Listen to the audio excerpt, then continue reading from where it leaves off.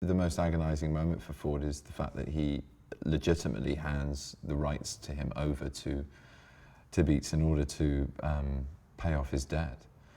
And it's like a loan, it's like a mortgage in a way. It's loaning this entity, this valuable, fiscally valuable human being in lieu of him paying back a debt that he owes. So it's horrendous. He knows he's feeding the Christian to the lion. He knows what he's doing, and it tortures his soul. But he still does it, and that's it. That's kind of the demarcation. That's where you know that however good a man Ford is, he's not truly good. He can't be. And I think it's very easy though to judge him with 21st century eyes. And I think even Solomon is very sympathetic to the fact that he's a man born into his circumstance. But you know, being objective about it, it's hard to see the good in a person at that moment in time.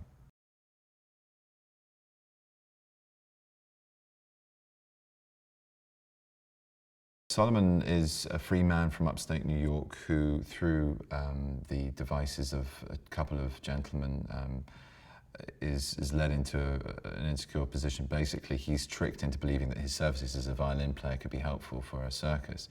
And these two con artists take him on this voyage to Washington from his home.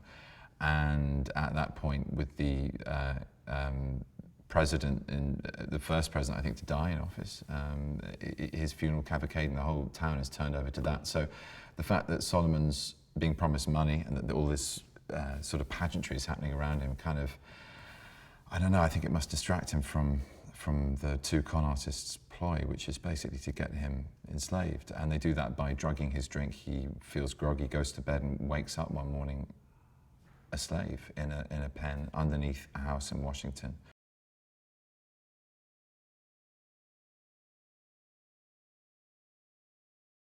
He's rather brilliant, Chiwetel. He's got the most extraordinary access to an amazing range, but he's making very considered, really direct, very clear choices with this, which is fascinating to see.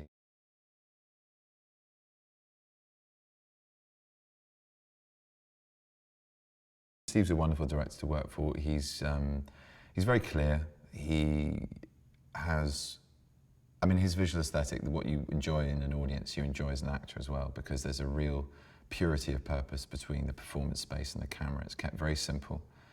It's very economic.